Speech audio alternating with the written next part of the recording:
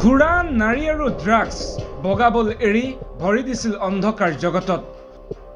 প্ৰবঞ্চনাৰে ধুকে ধুকে পানী খুৱাইছিল ৰিবক এডিডাছৰ দৰে কোম্পানীক আনকি ক্ৰিকেটাৰ পন্তৰ পৰাও ছেকেণ্ডতে লুটিছিল কোটিৰ ঘৰত আজি আমি বাৰ্তাইনীৰ দৰ্শকসকলক কম এগৰাকী প্ৰাক্তন ক্ৰিকেটাৰৰ প্ৰবঞ্চনাৰ কাহিনী কিদৰে 22 গজৰ বল বেট এৰি তেওঁ ভৰি থৈছিল অন্ধকাৰ জগতত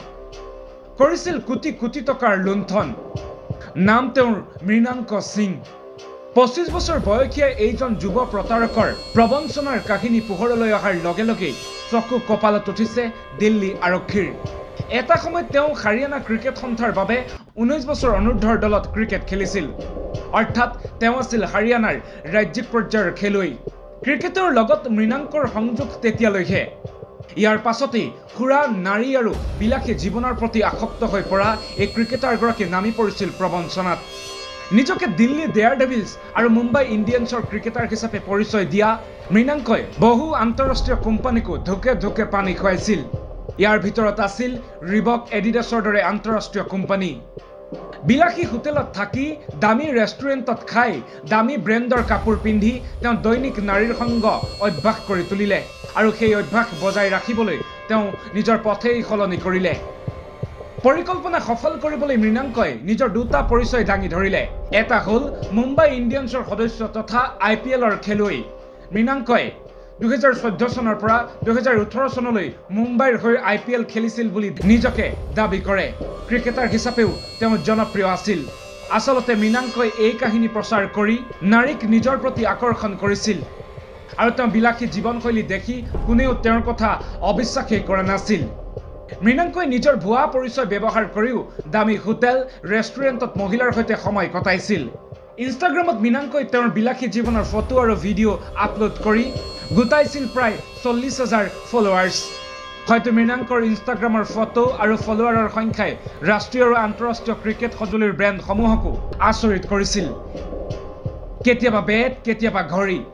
মৃণাংকই সেই ছবিবোৰ নিজৰ প্ৰফাইলত পোষ্ট কৰিছিল কিন্তু প্ৰতিটো কাহিনীৰে এটা টুইষ্ট থাকে মৃণাংকৰ কাহিনীও ইয়াৰ ব্যতিক্ৰম নহল অৱশেষত তেওঁৰ ভুৱা কাহিনী সকলোৰে চকুৰ সন্মুখলৈ আহিল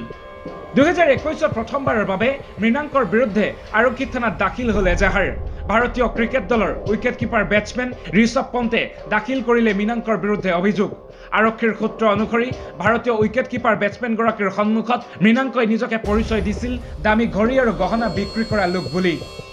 মৃণাংকৰ কথা বিশ্বাস কৰি ঋষভ পন্তে তেওঁৰ নিজৰ দামী ঘড়ীটো বিক্ৰী কৰি দিলে ঘড়ীটোৰ বিনিময়ত মৃণাংকে পন্তক দিলে প্ৰায় 1.6 কোটি টকাৰ চেক কিন্তু সেই চেক বাউন্স হৈছিল তেতিয়াই পন্তে আৰক্ষীৰ কাষ চাপিছিল পিছে অপৰাধৰ সমাধান নাপালে পন্তে ইয়াৰ পিছত 2022ত মৃণাংকৰ বিৰুদ্ধে দ্বিতীয়বাৰৰ বাবে আৰক্ষী থানাত এজাহাৰ দাখিল হ'ল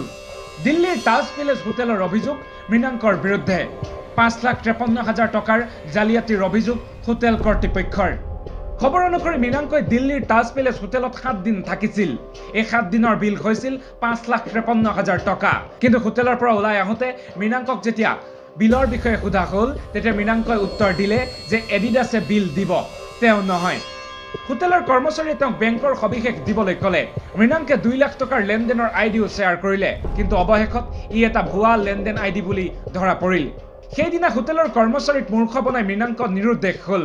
মৃণাংকৰ লগত কেইবাবাৰো যোগাযোগ কৰিবলৈ চেষ্টা কৰিছিল হোটেল কৰ্তৃপক্ষই প্ৰথমে তেওঁ ঋণ পৰিশোধ কৰাৰ মিছা প্ৰতিশ্ৰুতি দিছিল আৰু ইয়াৰ কিছুদিন পিছতেই বন্ধ হৈ পৰিল মৃণাংকৰ মোবাইল ফোন ইয়াৰ পাছতেই হোটেল কৰ্তৃপক্ষ বাধ্য হ'ল আৰক্ষীক খবৰ দিবলৈ ৰব ইমানতে শেষ হোৱা নাই মৃণাংকৰ প্ৰবঞ্চনাৰ কাহিনী বিলাসী হোটেলসমূহত নিজকে ক্ৰিকেটাৰ হিচাপে পৰিচয় দিয়া মৃণাংকই কৰ্ণাটকত এগৰাকী IPS বিষয়া হিচাপেও কেইবা নিশাও কটাইছিল বিলাসী হোটেলত ইখনৰ পিছত সিখনকৈ এজাহাৰ লাভ কৰি আৰক্ষীয়ে মৃণাংকৰ ঠিকনালৈ প্ৰেৰণ কৰিলে জাননী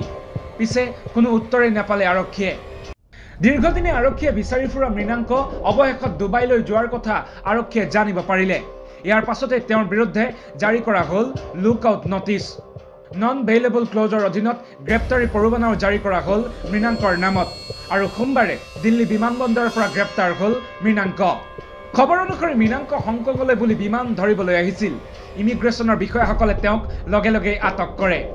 মৃণাংকই অৱশ্যে তাৰ পিছতো নিজৰ পৰিচয় সলনি কৰিবলৈ চেষ্টা কৰিছিল। অৱশ্যে সময়ত সকলোবোৰ স্পষ্ট হৈ পৰে।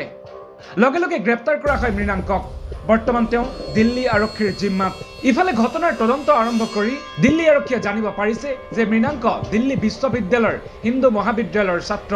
বাণিজ্য শাখাত স্নাতক হোৱাৰ পিছত তেওঁ OPJS বিশ্ববিদ্যালয়ৰ পৰা মানৱ সম্পদত MBA কৰে। অৱশ্যে মৃণাংকৰ মোবাইল ফোনৰ পৰাই মৃণাংকৰ এই কাৰ্যৰ সবিশেষ জানিবলৈ পালে আৰক্ষীয়ে। দিল্লী আৰক্ষীৰ সূত্ৰ অনুসৰি মৃণাংকৰ মোবাইল ফোনত আপত্তিজনক ৰূপত বহু মহিলাৰ সৈতে ফটো উদ্ধাৰ কৰা হয়। ড্ৰাগছ ব্যৱসায়ৰ প্ৰমাণো লাভ কৰিছে আৰক্ষীয়ে। মৃণাংকৰ বিৰুদ্ধে চলি থকা তদন্তত আৰক্ষীয়ে এই সকলোবোৰ দিশৰ ওপৰত চকু ৰাখিছে। নিউজ ডেস্ক ৰিপৰ্ট, বাৰ্তা এনি।